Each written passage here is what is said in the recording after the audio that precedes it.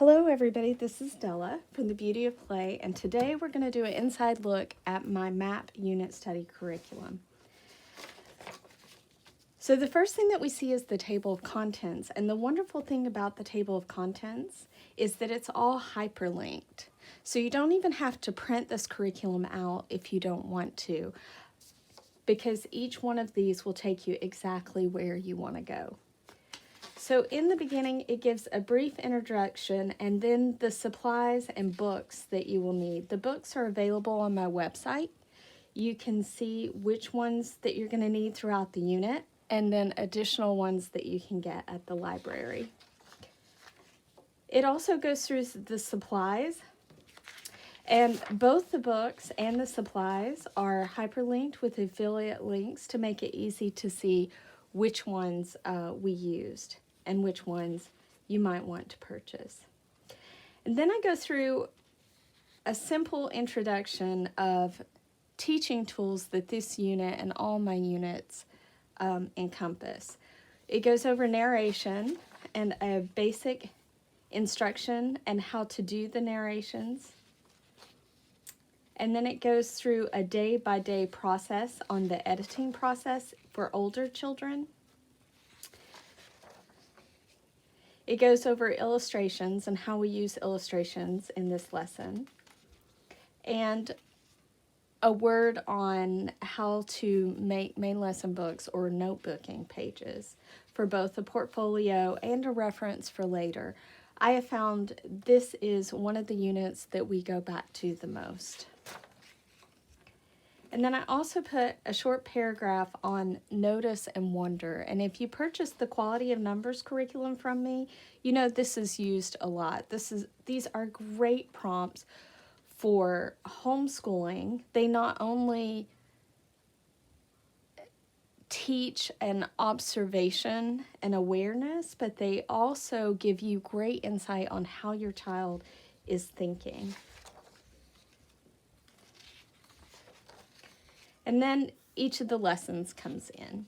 On each of the lessons, there's a easy to read supply list that you need for the day, what the reading is. There are narration prompts if you choose to use them, and the activities for that lesson.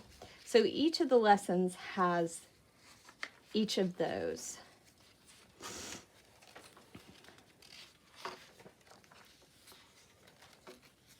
If you come to the end, quite a few activities here. In the appendix, I have all of the materials that you'll need for each of the activities. In some of these activities, they require things like dividing a paper plate into 24 sections, and I have already done that for you with the time zone wheel. The compass rose, this printed out in black, but you can print it in white. A topography map, the mountains section, and the biomes. So some of the things, some of the activities that are done in this map unit, it gives you the introduction and finding the 4 directions, and it gives you the normal things like drawing of maps, keys, legends, but it also gives you things like distortion and how to make a round earth flat, exploring the time zones. It has a compass rose, and it has great activities for topography and contours.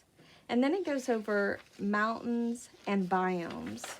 So I was going to show you some of my main daughter's lesson block. I'm going to start with this. This is one of my favorite activities. This was taking the topo map in the back of the curriculum. Let me find that. And it physically translates it with creating those contours out of cardboard. This is a great activity for translating the information that they learned onto something physical where it brings understanding. And not only that, but this is just an absolutely gorgeous project. So other projects that are included in there, this is my daughter's main lesson book from that, was the compass rose. And for an older child, you can have a child make their own compass rose. But she was early 3rd grade, and so I have a compass rose included in the curriculum. Finding contours with the potato are in there. Talking about map printing and how maps were printed. There's an activity for that. And this is her map. This is the large map that we did, which included activities. We took a copy of her compass rose and placed it on her map. And then we added a legend or a key here. And then we drew several of those things throughout the map. This is a big project that kind of works its way through most of the curriculum, not all of it, but definitely through the beginning. You can do that as a small map, but we did it as a large map. And here is the time zone wheel that I was talking about, where you list the different cities and different time zones and the times on the outside.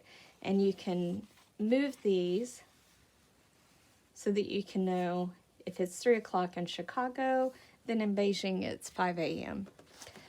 That's a fun activity. And like I said before, this sheet is already prepared for you so that you're not having to divide a circle into 24.